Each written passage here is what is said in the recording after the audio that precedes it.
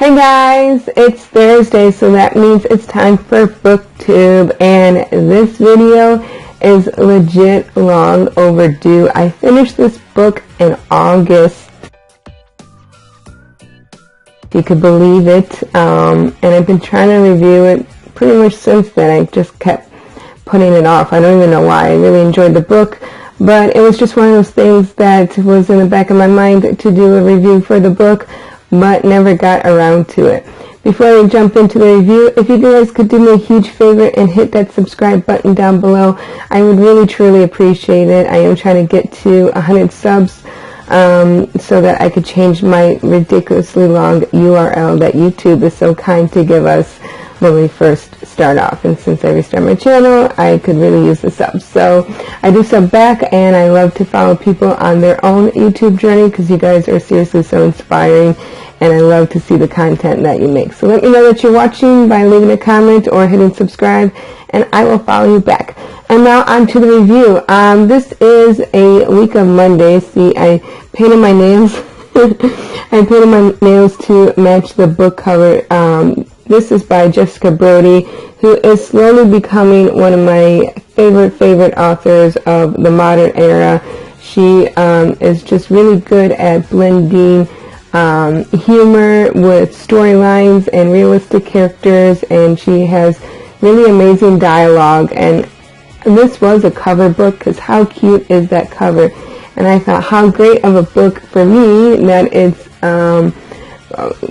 I could review it on Booktube, and it's about planners. Well, I thought it was about planners, but it's not really about planners. I just saw the planner on the cover, and I was like, I have to have it. So definitely a cover book. It was a really fun cover, and it kind of set the tone of that it's going to be a fun read, and I was very pleased that, in fact, it was a fun read.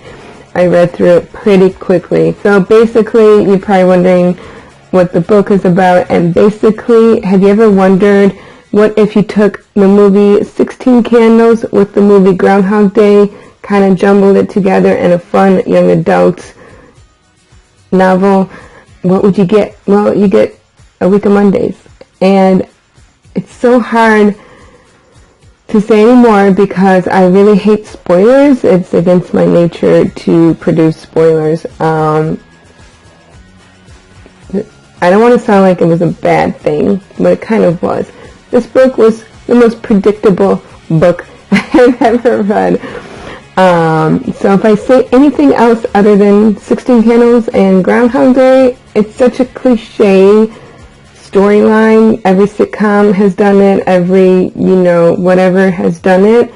Where, not every sitcom, but I mean, it's a popular theme in sitcoms where the character is in a Groundhog Day scenario where they keep repeating the same day, the same year, the same mistake that they made to redeem themselves. And that is basically what happened.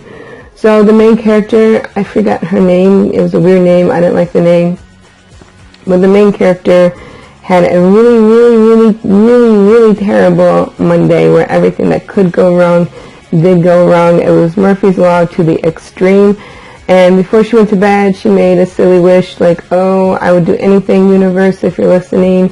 I would do anything to redo this day. It was awful. Like, she even broke up with her boyfriend and everything. So the universe granted her wish, and she now is in a repeating week of Mondays until she gets it right.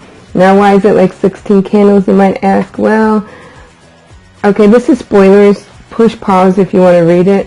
But there's no way not to talk about it and talk about this book, because you could tell from the second chapter when you meet this character what's going to happen. So the character jumps in the car, and he's this, okay, it's not spoilers, I lied. So the character jumped into the car, and he's this happy-go-lucky best friend, have been since, they were grade school, and they always drive to school together, and they talk about everything, and they share the same playlist, because her mentality is, she categorizes how she's feeling based on playlist, and her thing is like classic rock songs. So they share their moods and everything, so they share everything. So they're really close best friends, a guy and a girl, really close best friends since grade school. Who does that remind you of? Ducky. think that's his name, Ducky from 16 Candles. So I'm like, oh, she's going to end up with that guy, but she's dating kind of a jerk. And oh, that's kind of what happened.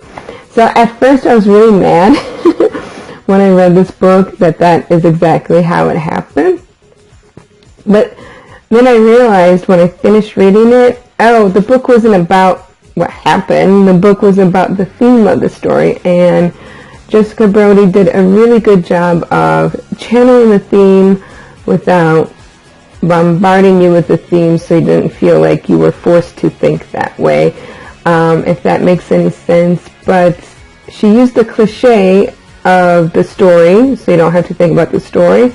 She used the cliche to focus on the theme, and the theme was to not change yourself for the, so it was basically the opposite of Grease. The theme was don't change yourself for the guy to fall in love with, change who you fall in love with to match yourself. So I think it's such a good theme, especially for teens, because a lot of movies and books and shows like Grease kind of mislead you to think it's okay to change either the guy or to change what you don't like about the guy or change about yourself. And I feel especially after like the Twilight craze, that was why I couldn't get into Twilight, because it's just totally not my belief that you should be that, just, we won't get into Twilight. So it's just a really, really refreshing theme for young adults and for adults. I really enjoyed it. So the funny thing was, I actually did read it on a Monday. It was when I was really, really, really, really, really sick in August, and I missed like 3 days of work, and from chronic, whatever it was. And so anyway, I finished it all in a day, pretty much, and it kind of took a little bit momentum to get into, but I got really into it because I was curious enough to find out what was going to happen, and the characters were charming enough to finish the story.